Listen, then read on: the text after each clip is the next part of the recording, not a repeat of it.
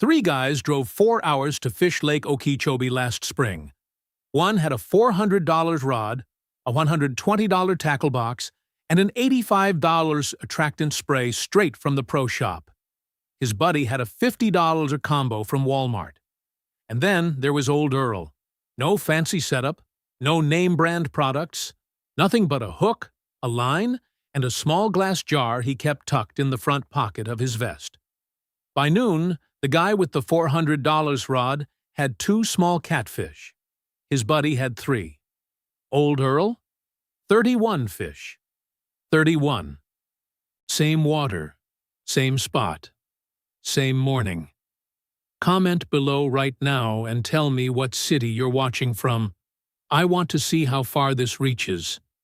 What I didn't mention is what I saw right before Earl made his first cast. He reached into that pocket, tipped the little jar over his nightcrawler, let 2 drops fall, and tossed the line in like he'd done it 100,000 times. No ceremony, no explanation, just results. That jar had something in it that every old-school fisherman I've ever met keeps close.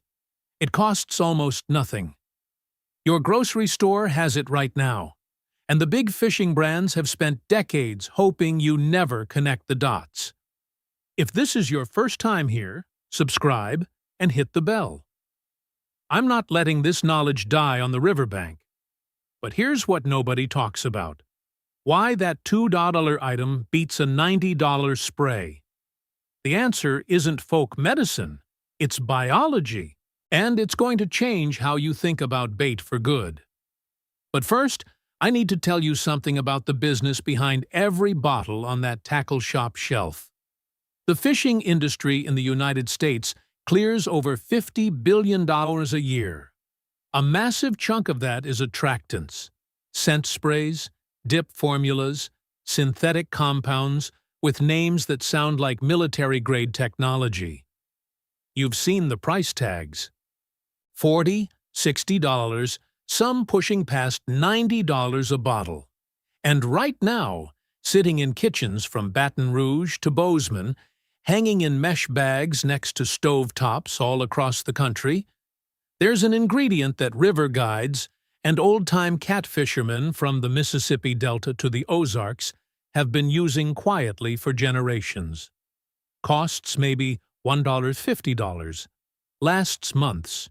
Works on catfish, carp, bass, you name it. The stores can't brand it, can't margin it, can't upsell it. So nobody behind that counter is going to recommend it to you. They're going to hand you the spray. What is it? Garlic. Raw garlic. I know. Stay with me, because the reason this works is not what you think. But before I show you the science, there's a bigger picture here that goes way beyond one ingredient. The old-timers didn't just know one trick. They knew the whole game. How to read a current seam, how to find where fish hold in cold water, how to work a stretch of bank that looks dead but isn't. That knowledge doesn't live on tackle shop shelves. It never did. I put all of it together in high-level fishing, the water game. Most anglers blow through bait money and blank on the water because nobody ever taught them what the veterans already know. Stores will never stock a guide like this because there's no margin in it. The full guide is in the first pinned comment down below. Everything the $60 sprays can't teach you. One click. Now, back to that jar.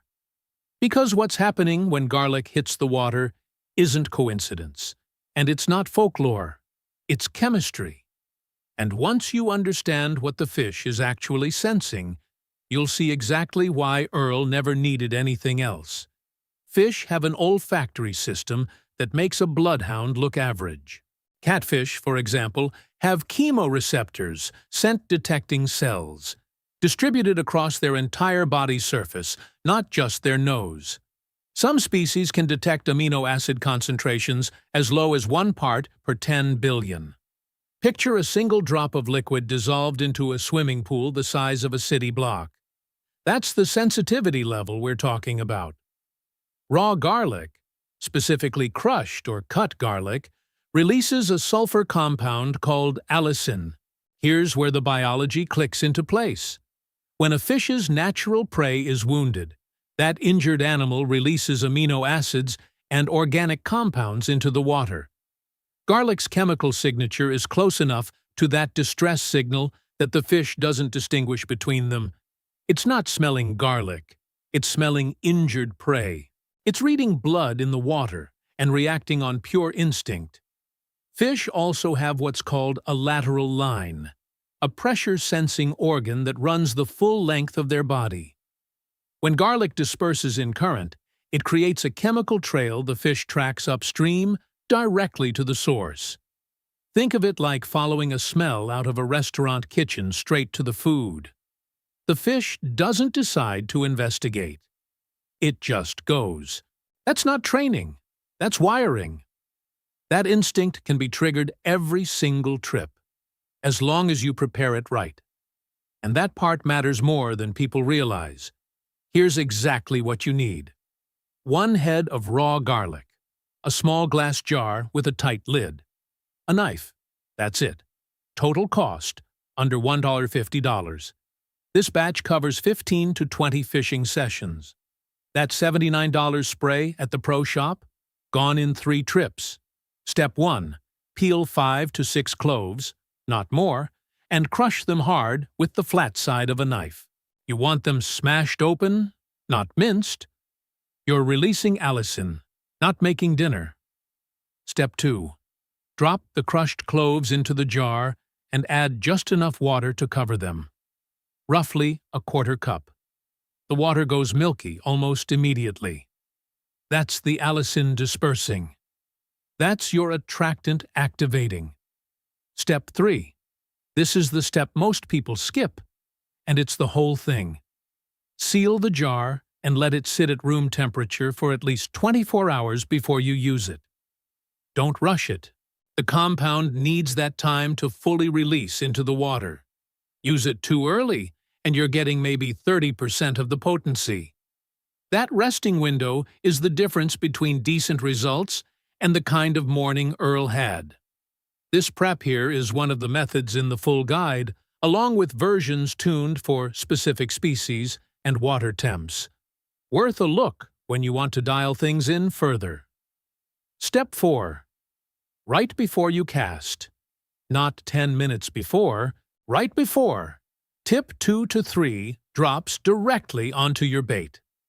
Night crawlers, chicken liver, cut shad, stink bait, whatever you're running. The contact triggers a fresh release of scent into the water the second it hits. Store the jar sealed in the fridge between trips. Stays effective up to 2 weeks.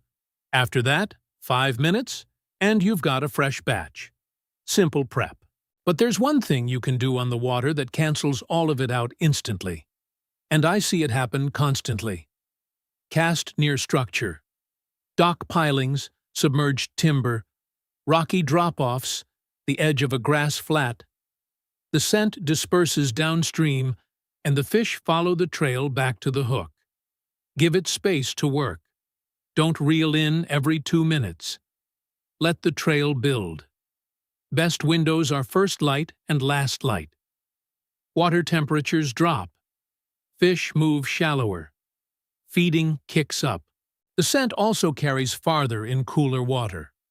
That combination, low light, active feeding, cool temps, is when this technique fires hardest. For species, channel cats and flatheads are the obvious targets, especially on the Mississippi, the Arkansas River, any slow-moving southern water. Carp respond extremely well too. In murky, slower water, common carp will hit garlic-treated bait even mid-afternoon when nothing else is moving. Now, the fatal mistake. The single biggest error I see, and it wrecks everything, is handling bait with sunscreen or insect repellent on your hands right before baiting up. You just spent 24 hours building an attractant that works at parts per billion. Then you coat the whole thing in DEET or synthetic lotion. The fish doesn't smell injured prey anymore. It smells a chemical plant. It turns around and leaves. Wash your hands before you bait the hook. Use a cloth if you have to. 10 seconds. That one step is what separates the guys who swear this works from the guys who tried it once and called it a myth. Picture what that means the next time you're on the water. Your next trip. While the guy next to you is shaking his half-empty $80 bottle, you've got a jar that cost $1.50 and still has a dozen sessions left. You drop 3 drops on your hook, make the cast, and settle in. 20 minutes later, the rod bends. Then again, then again. Your fishing buddies start looking over. They ask what you're using. You hold up the little jar. Some of them laugh. Most of them ask where you got it. You decide if you tell them. Click now. Get your access to high-level fishing, the water game, and let these strategies start transforming your next fishing trips. The link is in the first pinned comment. When you come back from the water having applied what you learned, come back here and comment, "Caught more." That's your commitment to your own growth on the water. And it might be exactly the step that separates the stories you hear from the stories you're going to start telling. The veterans already knew what the industry never wanted to teach. Subscribe and hit the bell so you don't miss the next one.